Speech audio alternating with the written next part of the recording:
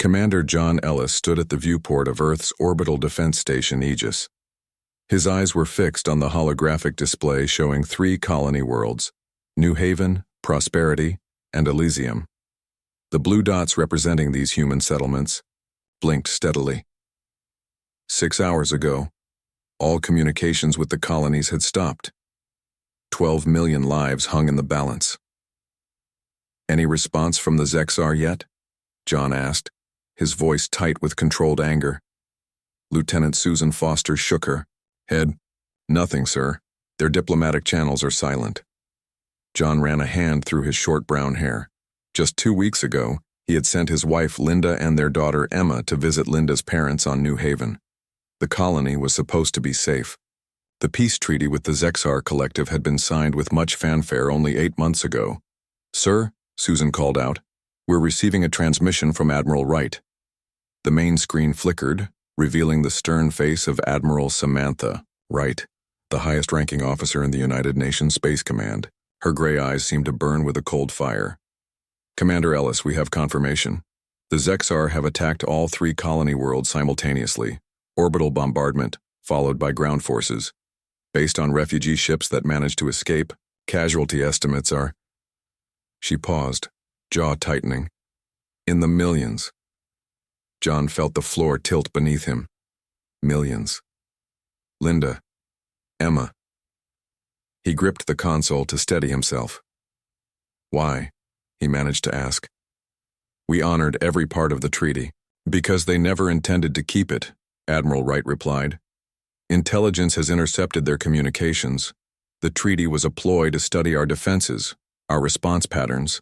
They believed we were too primitive to pose a real threat. The Admiral's image was replaced by a recording from 6 months ago.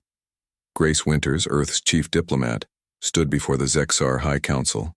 The aliens sat on elevated platforms, their 4-armed bodies draped in ceremonial armor, faceted eyes, glittering with what humans had misinterpreted as respect. "Let me be perfectly clear," Grace was saying, her voice steady despite being surrounded by creatures twice her size. "Earth seeks peace, but we will respond with absolute force if betrayed.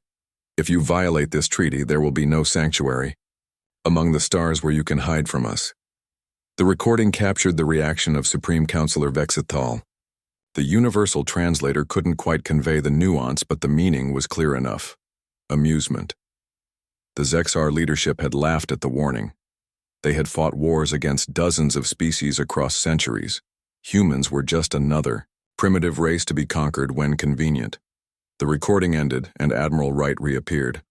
"The Security Council has met in emergency session," she said. "As of 800 hours today, Earth is at war with the Zexar Collective." John straightened, his back. "Orders, Admiral?" "Aegis Station is being converted to a forward command post. You're to coordinate our initial response. I'm sending you everything we have on Zexar military capabilities." She leaned closer to the camera. "And John, I know your family was on New Haven. I'm sorry." The screen went dark. John stood motionless, aware of the sympathetic glances from his crew. They knew about Linda and Emma. They knew, but they couldn't understand the void that had just opened inside him. "Sir?" Susan prompted gently. "The Admiral's data package has arrived."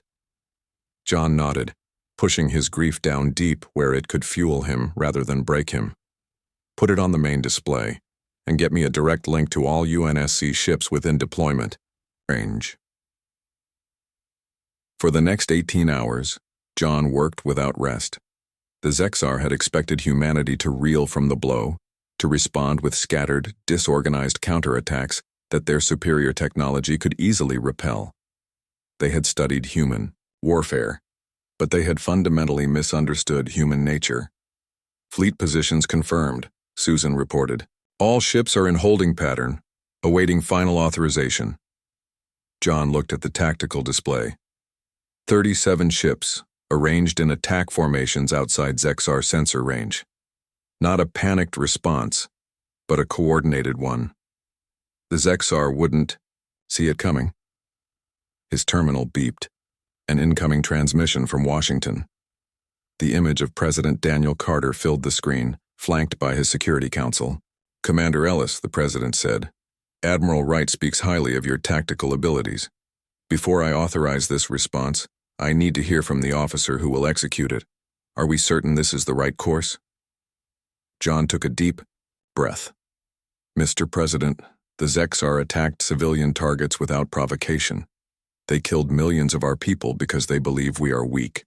They need to learn that humanity does not respond to predation by cowering. We respond by hunting. The Predator.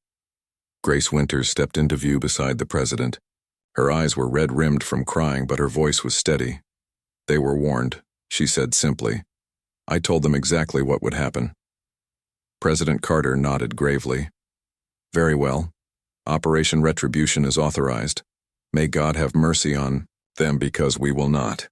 As the transmission ended, John turned to his crew. Faces looked back at him, some frightened, some angry, all resolute. Send the authorization codes to all fleet commanders, he ordered. Primary targets only. No civilian populations. Even after what they did to our colonies? Asked a young officer from the tactical station. John looked at him steadily. We're not them. We strike military targets because we're soldiers, not murderers. But make no mistake, we will strike hard. Across the void of space, UNSC warships received their orders. Engines flared to life as they moved toward Zexar outposts and military installations. In his private quarters, John finally allowed himself a moment alone.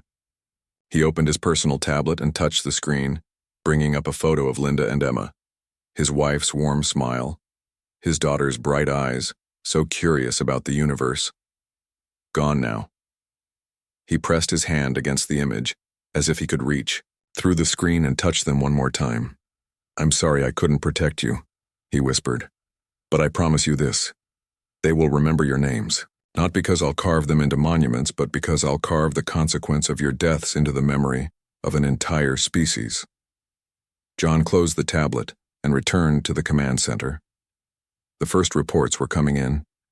UNSC ships had struck 5 Zexar military bases simultaneously.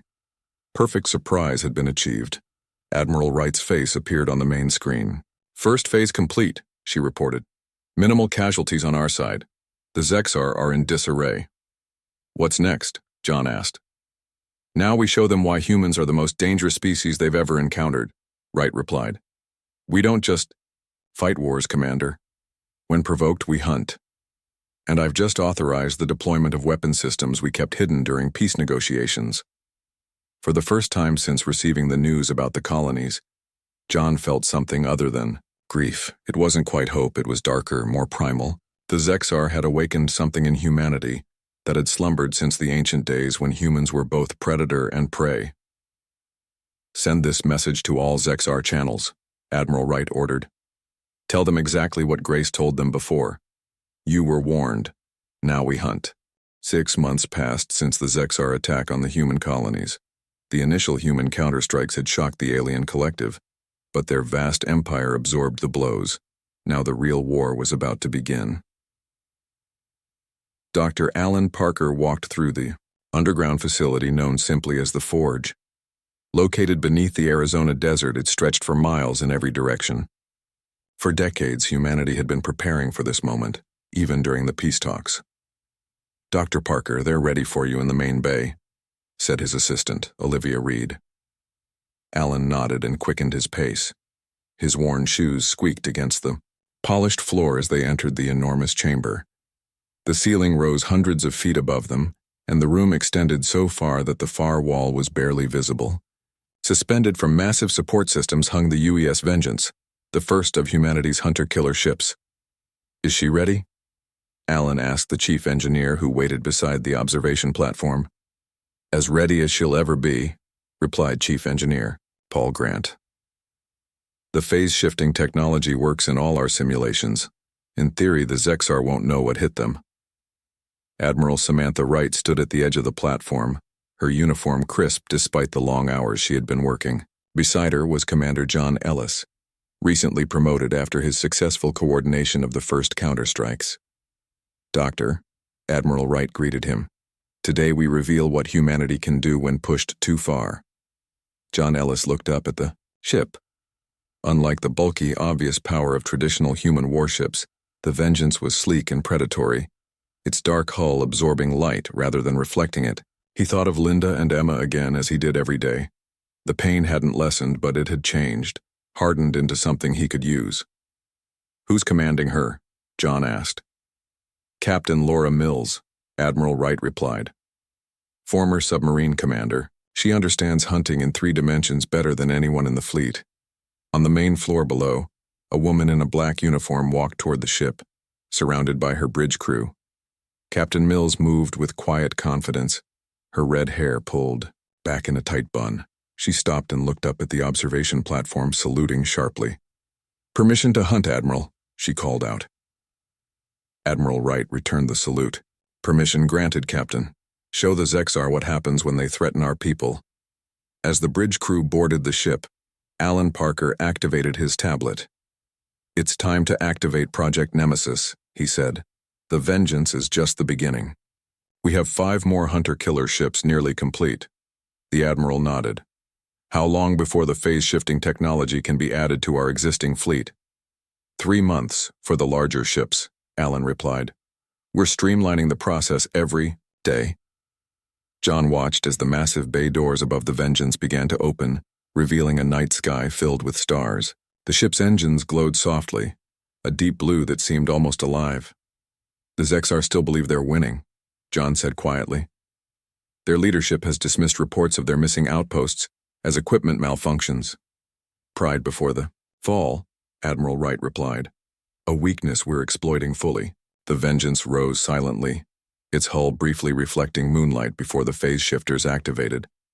The ship seemed to waver, like heat rising from hot pavement, then vanished from sight. "Perfect," Alan whispered. "Not even a distortion effect." John turned away from the empty sky. "My Reapers are ready, Admiral. When do we deploy?" The Reapers were John's creation, an elite squad of Marines trained specifically for boarding and capturing alien vessels. Their first mission was critical: infiltrate a Zexar military hub and extract their tactical database. 48 hours, she replied. "The Vengeance will rendezvous with you at these coordinates." She handed him a sealed data chip. "Memorize the contents, then destroy it." Later that night, John met with his team in the secure briefing room. 20 men and women sat before him, each chosen for specific skills. Some were former special forces, others came from intelligence backgrounds, and a few were scientists who had volunteered for combat duty after losing loved ones in the colony attacks. "The mission is simple in concept, difficult in execution," John explained, displaying a holographic model of the Zexar facility. "We board, we find their central data core, we extract everything they know about their defense systems, and we leave before they realize we were ever there." Lieutenant Frank Diaz, John's second-in-command, pointed to a section of the facility. "Security looks heaviest here, sir." "Good observation," John replied. "That's why we're entering here instead." He highlighted a maintenance shaft near the HFY facility's power plant. "Less guarded, and the radiation interference will help mask our approach." Dr. Catherine Morris, the team's xenobiologist, stood up. "Commander, the Zexar have enhanced senses compared to humans. Their ability to detect heat signatures and subtle vibrations exceeds ours by a factor of 3. Which is why we'll be using these," John said, opening a case on the table. Inside were sleek bodysuits unlike any military equipment they had seen before. Thermal dampening technology combined with vibration-absorbing materials. Dr. Parker's team has been developing these for years. The briefing continued for hours, every detail examined and questioned until John was satisfied that each team member understood their role perfectly. As the others filed out to begin their final preparations, Lieutenant Diaz stayed behind. "Permission to speak freely, sir?" Frank asked. John nodded, gathering his materials. The suit technology, the new ships, the intelligence on Zexar vulnerabilities. We had all this during peace negotiations, didn't we? "We did," John confirmed. "Then why didn't we show strength from the beginning? Maybe they wouldn't have attacked if they knew what we were capable of." John paused, considering the question. "Humanity hoped for true peace, Frank. We held back, Our full capabilities as a gesture of good faith. His expression hardened. A mistake we won't make again. 2 days later, the team boarded a standard transport ship, apparently headed for a routine patrol near the Jupiter defense perimeter. Once beyond Earth's sensor network, they altered course and accelerated to maximum speed. Deep in the blackness of space, a slight shimmer was the only indication that the Vengeance waited for them. The transport's communications officer sent a brief encoded burst transmission. Transport identified and verified, came the reply from Captain Mills. Welcome to the hunt, Reapers. The transport docked with the invisible warship. John led his team through the airlock, impressed by the advanced technology that surrounded them. The interior was designed for stealth operations. Sound-dampening materials lined the corridors, and the lighting was kept low. Captain Mills greeted them on the bridge. Commander Ellis, we've been monitoring the target for 3 days. Their patrol patterns are mapped and their communications intercepted. We've identified a 90-second window where we can approach undetected. John reviewed the data on the main tactical display. Excellent work, Captain. How soon can we launch? We're already on the way, she replied with a slight smile. We broke position the moment your transport docked. Current speed is 60% of maximum, all stealth systems functioning at optimal levels. Dr. Catherine Morris joined them, studying the biological readings from the Zexar facility. Commander, I'm detecting unusual life sign patterns in this section. She pointed to an area away from the main command center. The energy usage suggests containment systems. John frowned. Prisoners? Possibly, Catherine replied. The readings are consistent with human biosignatures, but there's interference. John looked at Captain Mills. We may need to adjust our mission parameters. Rescue operation? She asked. John nodded grimly. If they have human prisoners, we're not leaving them behind. As the Vengeance silently approached the Zexar military hub, John gathered his team for final preparations. They checked their weapons, non-lethal options first, lethal backups ready. The mission required stealth, not a firefight. Remember, John told them as they suited up, we are the hunters now. We move silently, we take what we need, and we leave a message they won't forget. He touched the small photo of Linda and Emma he kept inside his suit. For those we lost. The team responded. In unison, their voices quiet but filled with determination. For those we lost. The Zexar military station hung in space like a massive metal spider, its central hub connected to 8 extended arms. Each arm housed different functions: weapons development, tactical planning, prisoner holding, and more. The station orbited a small moon in the Procyon system, far from the main Zexar territories but close enough to coordinate attacks on human settlements. Inside the Vengeance, John Ellis checked his team's equipment one final time. They're black. Suits were powered up, the thermal dampening systems active. 20 elite soldiers stood ready, weapons secured. Approach vector locked, Captain Mills reported from the bridge. We'll reach optimal deployment range in 3 minutes.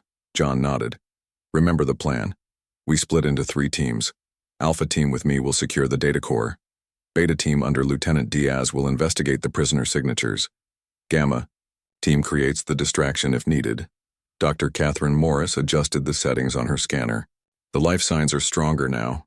Definitely human, approximately 30 individuals. They appear to be in a research section. John's jaw tightened. The Zexar were experimenting on human captives. Change of priority. Beta team will extract those prisoners first. Alpha team will secure the data core second. The ship slowed as it approached the blind spot in the station's sensor array. Captain Mills spoke through the comm system. Deployment in 30 seconds. Vengeance will maintain position unless emergency extraction is required. The boarding team moved to the airlock. Magnetic boots would allow them to cross the short distance between the Vengeance and the station. Their suits contained enough oxygen for 6 hours. Ready, John said, checking his weapon one last time. The airlock opened silently. Before them was the vast emptiness of space, and beyond it, the hulking form of the Zexar station. John stepped out first, the magnetic boots keeping him attached to the hull of the Vengeance. With practiced precision, he pushed off, drifting toward the station. His team followed, moving like shadows against the backdrop of stars.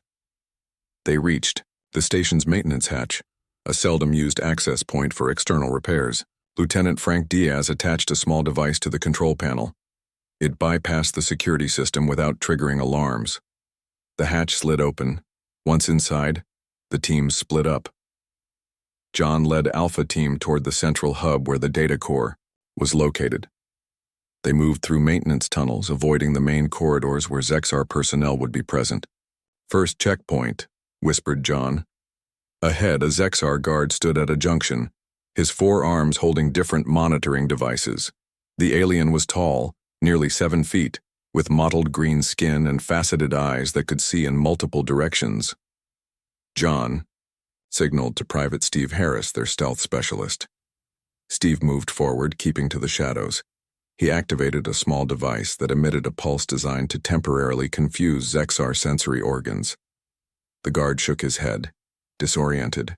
Before he could recover, Steve was behind him, applying a nerve suppressor to the base of the guard's skull. The Zexar collapsed silently. "Drag him into the maintenance closet," John ordered. "He'll be unconscious for an hour." They continued toward the data core, encountering minimal resistance. The Zexar were overconfident, believing their station was undetectable and unreachable. They had grown complacent. Meanwhile, Lieutenant Diaz led Beta Team toward the prisoner section. They moved quickly but carefully through the narrow corridors. "Life signs directly ahead," Dr. Morris reported through the comm. "Strong human biosignatures, but there are 4 Zexar guards at the entrance." Frank assessed the situation.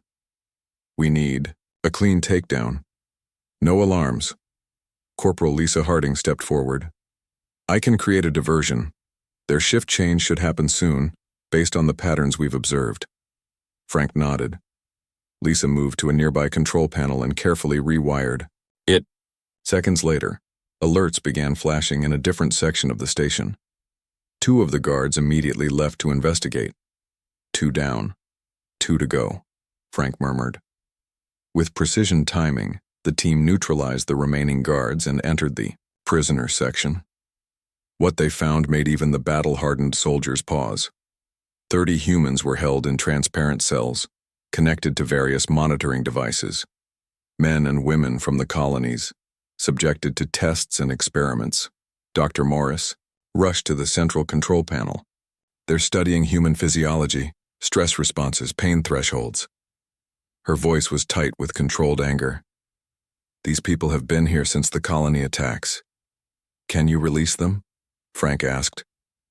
Catherine nodded, her fingers flying. "Over the alien controls. The system's not complex. They never expected anyone to break in." The cell doors slid open one by one. Frank approached the nearest prisoner, a middle-aged man who stared at him in disbelief. "We're United Nations Space Command. We're here to take you home." The man's eyes filled with tears. "We thought everyone had forgotten about us." "Never," Frank replied, helping him to his feet. "Humanity doesn't abandon its own." Back in the central hub, John's team had reached the data core. It pulsed with blue light, a massive computer system containing all the tactical information of the Zexar military in this sector. "Plant the extraction device," John ordered. "Specialist." Kevin Brown attached a small disk to the core. It began copying the data immediately. 3 minutes to complete download, Kevin reported. John checked the time. They had been on the station for 22 minutes. So far, no general alarm had been raised. "Beta team, status?" he asked through the comm. "Prisoners secured," Frank replied. "We're moving to extraction point 2. Some need medical attention, but all can walk." "Understood. Alpha team will rendezvous with you after data extraction." John looked around the command center. This was where the Zexar had planned their attacks on human colonies, where they had decided that humans were too weak to fight back effectively. "Download complete," Kevin announced. John nodded. "Good. Now for the message." He pulled out his combat knife and approached the station commander's desk. With precise movements, he carved words deep into the surface. We warned you. As they prepared to leave, the station alert system suddenly activated. A general alarm began blaring throughout the corridors. They've discovered the missing prisoners, John said. All teams move to extraction points now. The carefully planned stealth mission became a race against time. Alpha Team fought their way through corridors, neutralizing Zexar soldiers as they appeared. Their weapons were set to kill now. Stealth was no longer an option. At Extraction Point 2, Frank's team was guiding the rescued prisoners toward the waiting vengeance. Captain Mills had moved the ship close to the station, its phase shifting. Technology still active, but at reduced power to allow the rescue team to see it. We've got Zexar warships incoming, Captain Mills warned through the comm. 6 minutes until they arrive. We need to be gone in 4. John's team arrived at the extraction point, covering the last of the prisoners as they crossed the short distance to the vengeance. John was the last to leave the station, firing his weapon to keep the pursuing Zexar at bay. Once everyone was aboard, the vengeance sealed its airlock and immediately accelerated away from the station. The phase shifters returned to full power, rendering the ship invisible to Zexar sensors. They won't be able to track us, Captain Mills assured them as the ship entered faster than light travel. By the time they figure out what happened, we'll be back in human space. In the medical bay, Dr. Morris treated the rescued prisoners. Some had been subject to painful experiments, but all would recover physically. The psychological scars would take longer to heal. John reviewed the data they had stolen. It contained the locations of all major Zexar military installations, their patrol routes, and most importantly, the identities of those who had ordered the colony attacks. We have everything we need, he told Admiral Wright during their secure communication. We know who gave the orders and where to find them. Excellent work, Commander, the Admiral replied. And the message? Delivered, John said simply. On the Zexar station, Supreme Commander Zarvesh stared at the words carved into his desk. Humans had penetrated their defenses, stolen their data, and rescued their test subjects without losing a single soldier. For the first time, a feeling unfamiliar to the Zexar military leader crept into his mind. It was fear. Find them, he ordered his subordinates. Find these humans who dare to hunt us. But deep down, he knew a terrible truth. The hunters had already found them. 3 months after the successful raid on the Zexar research station, humanity's shadow war expanded across the stars. 6 hunter-killer ships now patrolled Zexar space, striking military targets and vanishing before a response could be mounted. The data stolen by John and his team had proved invaluable, allowing Admiral Wright to plan precise attacks against key Zexar installations. Admiral Wright stood before the main tactical display in the UNSC headquarters beneath Geneva. Representatives from Earth's major military powers watched as she outlined the next phase of operations. Operation Thunderclap will commence in 72 hours, she explained, highlighting 7 Zexar worlds on the display. We will strike these targets simultaneously, not to destroy them, but to demonstrate our capability. A show of force rather than a massacre, nodded General Henry Lee of the Pan-Asian Alliance. We prove we could wipe them out if we wanted to. Exactly, Admiral Wright confirmed. Psychological warfare. The Zexar pride themselves on military superiority. We need to shatter that belief. Commander John Ellis, recently promoted to Admiral for his leadership of the Reaper program, studied the targets. These are all heavily populated worlds. Civilian casualties? None, Admiral Wright stated firmly. We target military installations only, with precision strikes. Our goal is to demonstrate power with restraint. The Zexar need to understand that we could destroy their civilization but choose not to. The planning session continued for hours, every detail examined and refined. When it concluded, John remained behind with Admiral Wright. You look troubled, John, she observed. He nodded, slowly. The Zexar High Council ordered the colony attacks personally. We have their names, their locations. Why not strike directly at the leadership? Because that's what they would do, she replied. They need to understand that humans fight differently. We're not just seeking revenge. We're establishing a new order. Later that day, John visited the Civilian Oversight Committee. William Hart, the committee chair, had requested a briefing on Operation Thunderclap. "Admiral Ellis," Hart greeted him in the secure conference room. "Please have a seat." John outlined the operation, explaining the tactical objectives and the expected outcomes. When he finished, Hart leaned forward, his expression troubled. "Understand military necessity, Admiral, but I worry about what we're becoming. These hunter-killer ships, these precision strikes, are we turning into the monster we're fighting?" John considered the question carefully. "Mr. Hart, the Zexar attacked our colonies because they believed we were weak. They killed millions because they saw us as prey. If we respond with uncontrolled destruction, we prove them right about our nature, if wrong about our strength." "And what is our nature?" Hart asked. "We can be ruthless when necessary," John admitted, "but we choose not to kill indiscriminately. That's not weakness, it's a different kind of strength."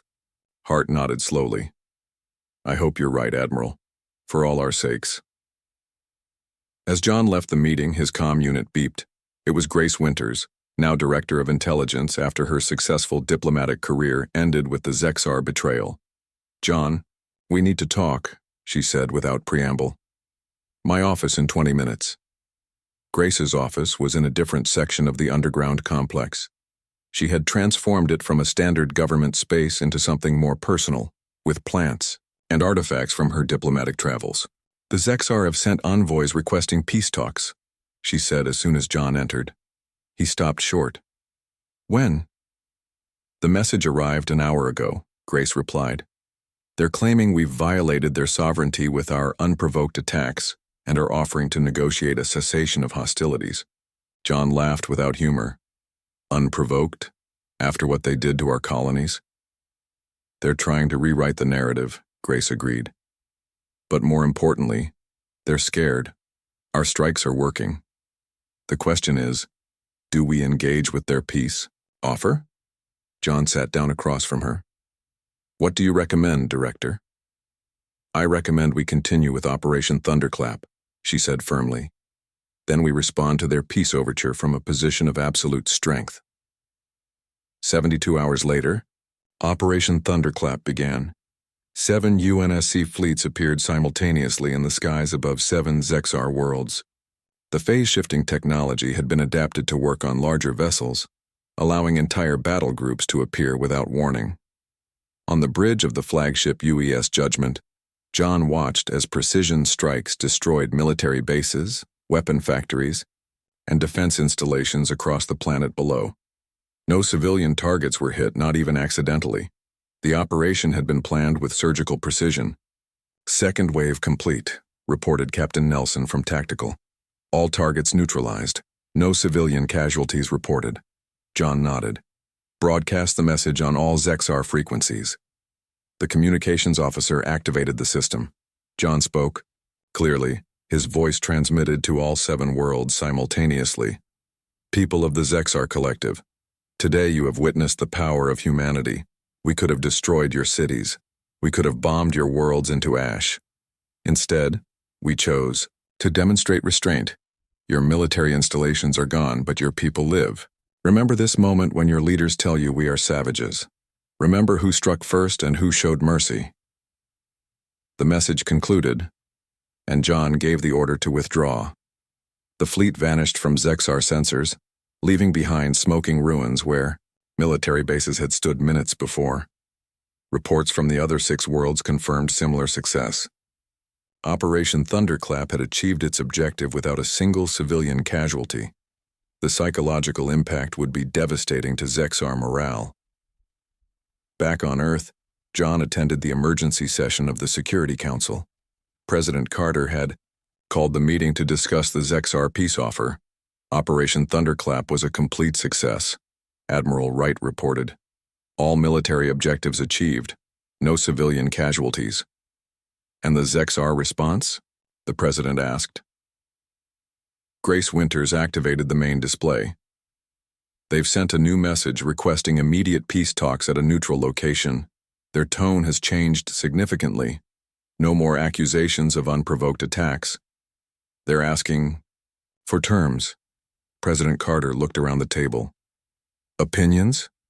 We should press our advantage, suggested the Defense Secretary.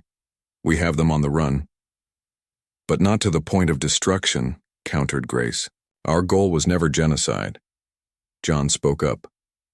The Zexar respect power. They now understand we have it. This is the time to negotiate, but from a position of strength. The President nodded. Very well. Director Winters, prepare a response. We will meet their delegation at Space Station Harmony. Admiral Ellis, you will represent our military alongside Director Winters. 2 weeks later, John stood aboard Space Station Harmony, watching as the Zexar diplomatic vessel docked. The station was a neutral zone, built before the war as a symbol of cooperation between species. Grace stood beside him, dressed in formal diplomatic attire. They expect mercy, she said quietly. They think we'll be so relieved at the prospect of peace that we'll accept minimal concessions. They still don't understand us, John replied. The Zexar delegation entered the conference room. Their leader, Overseer Kelthron, stood taller than the others, his ceremonial armor gleaming under the lights. 4 armed guards accompanied him, along with several advisors. Representatives of Earth, Kelthron began, his words translated through the universal translator. We come seeking an end to hostilities between our peoples. Too much blood has been spilled. Grace spoke first, her voice calm and measured. Overseer Kelthron, we welcome your desire for peace. However, let us be clear about whose blood was spilled first. John activated the display built into the conference table. It showed images of the destroyed colonies, the millions of human dead. This was not war, John said. This was massacre. Your High Council ordered these attacks while we honored our treaty. Kelthron shifted uncomfortably. Regrettable actions taken by overzealous commanders. We seek to move forward. No, Grace interrupted. We have the records, Overseer. We have the minutes of the High Council meeting where the attacks were ordered. We have the names of every counselor who voted to slaughter our people. John slid a data pad across the table. These are our terms. Complete surrender, war reparations, and a tribunal for those who ordered the attacks. Kelthron's faceted eyes widened as he read the terms. This is outrageous. You cannot expect. We can, and we do. John cut him off. You attacked us because you believed we were weak, that we would break. Instead, we hunted you. We struck your military bases with impunity. We could have destroyed your worlds, but we chose not to. Grace leaned forward. The choice is simple, Overseer. Accept our terms, or we continue the hunt. Not for your soldiers or your ships, but for the counselors themselves, one by one. Kelthron stared at them, finally understanding what humans were capable of when pushed too far. Not mindless destruction, but focused, implacable retribution. You were warned, John reminded him softly. Now you know what that warning meant. The Zexar delegation returned to their homeworld with the human terms. For 3 days, the High Council debated in closed session. The evidence humans possessed was damning. Records of their own meetings where they had ordered the colony attacks, believing humans would be too weak to respond effectively. Now those same humans had systematically dismantled their military capabilities while showing restraint that the Zexar themselves would never have demonstrated. On the 4th day, the Zexar sent their response. They accepted all terms. Admiral John Ellis stood beside Grace Winters as the official surrender ceremony began aboard Space Station Harmony. 6 months had passed since the peace talks began. 6 months of careful negotiation, of establishing frameworks for reparations and justice. Now it was time to formalize what everyone already knew. Humanity had won not just the war, but the peace that followed. Overseer Kelthron approached the ceremonial table, flanked by subdued Zexar officials. Gone was the arrogance that had characterized their species for centuries. In its place was a new understanding, perhaps the beginning of wisdom. Representatives of Earth, Kelthron began, his translated voice carrying through the chamber. We come to make official what has already been decided. The Zexar Collective surrenders unconditionally to humanity. and accepts the terms laid before us. President Carter, who had traveled from Earth for the ceremony, stepped forward. We accept your surrender, not with triumph, but with solemn recognition of what has been lost on both sides. This war could have been avoided. It should have been avoided. The formal documents were signed, recording for history the end of a conflict that had begun with betrayal and ended with justice. As the ceremony concluded, Kelthron approached John privately. Admiral Ellis, the Zexar said quietly, I must ask, why did you not destroy us when you had the chance? Our military records show you had the capability. John studied the alien's faceted eyes, seeing genuine confusion there. Because that's not who we are, he replied simply. Humanity can be ruthless when threatened, but we take no pleasure in extinction, even of those who sought our destruction. Kelthron seemed to struggle with this concept. My species would not have shown such restraint. We know, John said. That's why you lost. 3 months after the surrender ceremony, the War Crimes Tribunal began. The proceedings were broadcast throughout human and Zexar space. One by one, the members of the High Council who had ordered the colony attacks were brought to justice. The evidence was irrefutable, their own words, their own orders presented before representatives of both species. John attended each day of the tribunal, watching as those responsible faced the consequences of their actions. It wasn't revenge. He felt as the verdicts were read, but a sense that balance was being restored to the universe. The dead could not be brought back, but their memory would be honored by justice. On the final day of the tribunal, Grace found John staring out a viewport at the stars. The last verdict was delivered, she said, joining him at the window. All guilty. They'll spend the rest of their lives helping rebuild what they destroyed. John nodded. It feels strange. For so long, all I could think about was making them pay for what they did to Linda and Emma. Now that it's done, I'm not sure what comes next. Grace placed a hand on his shoulder. What comes next is the hardest part. Building something new from the ashes.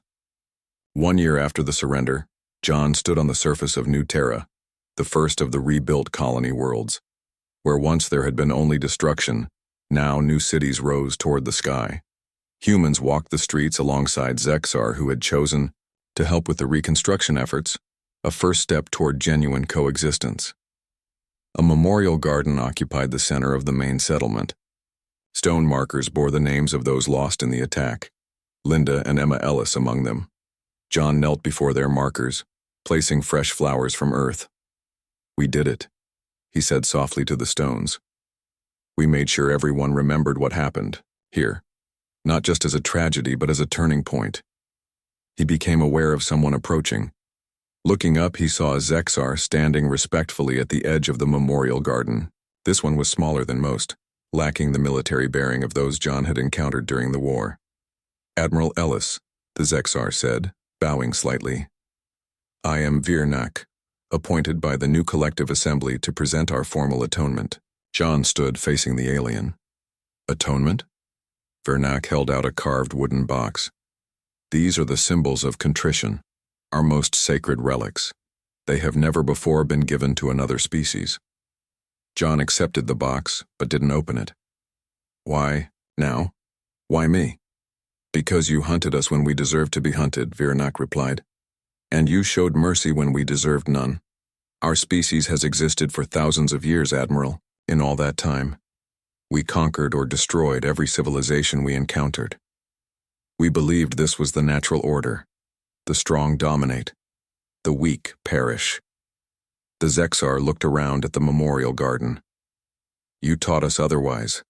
Not through words, but through actions. You had the power to eradicate us, yet you chose justice over genocide. This is a concept our species is still struggling to understand. John thought about the long journey that had brought him to this moment. The grief that had nearly consumed him. The rage that had driven him to hunt those responsible. And finally, the choice to end the cycle of violence rather than perpetuate it. Will your people remember the lesson? John asked. We are not like humans, Virnak admitted. Change comes slowly to the Zexar, but yes, I believe we will remember. Your species has altered the course of our history.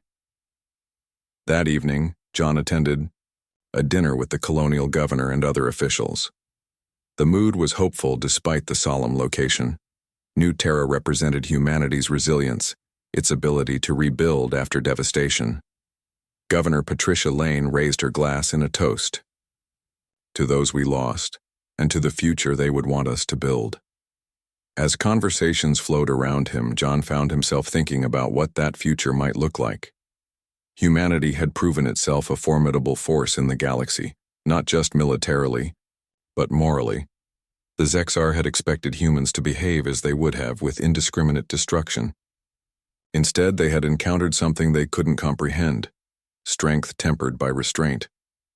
Later, John walked alone to the edge of the settlement, where the lights of the new city gave way to the natural landscape.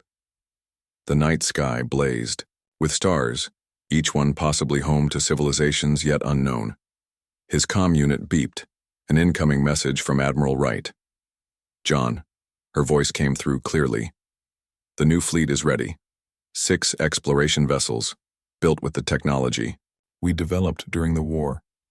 The President wants you to command the flagship, not to hunt this time, but to discover. He looked up at the stars again. When do we leave? 1 month, she replied. Time enough to finish your work on New Terra. After the call ended, John remained under the stars. For so long, his purpose had been clear: find those responsible for the colony attacks and bring them to justice. Now a new chapter was beginning, not just for him, but for all humanity. The next morning, John returned to the memorial garden. He placed his hand on the stones marking Linda and Emma's resting places. I'm going back to the stars, he told them, quietly. Not to hunt this time, to explore. To make sure what happened here changes not just the Zexar, but us too. As he turned to leave, he noticed Virnak standing nearby with several other Zexar. They were placing their own memorial offerings at the garden's edge, a gesture of respect that would have been unthinkable before the war. One of the Zexar approached, John clearly nervous. Admiral, may I ask a question? John nodded. Your species fought with such determination, such focus, yet now you treat us without hatred. How is this possible? John considered the question carefully, because the purpose of the hunt was never destruction for its own sake. It was justice, and once justice is achieved, hatred serves no purpose. The Zexar seemed to ponder this. Your warning has become known throughout our worlds. They were warned, now humanity hunts. But perhaps there is more to the lesson than we first understood. What do you think that lesson is? John asked. That how one hunts reveals more than why one hunts, the Zexar replied. And that true strength lies, not in the ability to destroy, but in the choice not to. John nodded, surprised by the insight.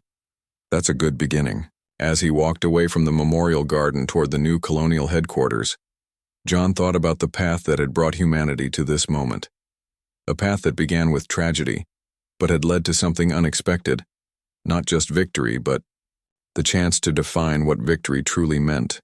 The warning had been given, the hunt had been executed, and now perhaps something new could begin.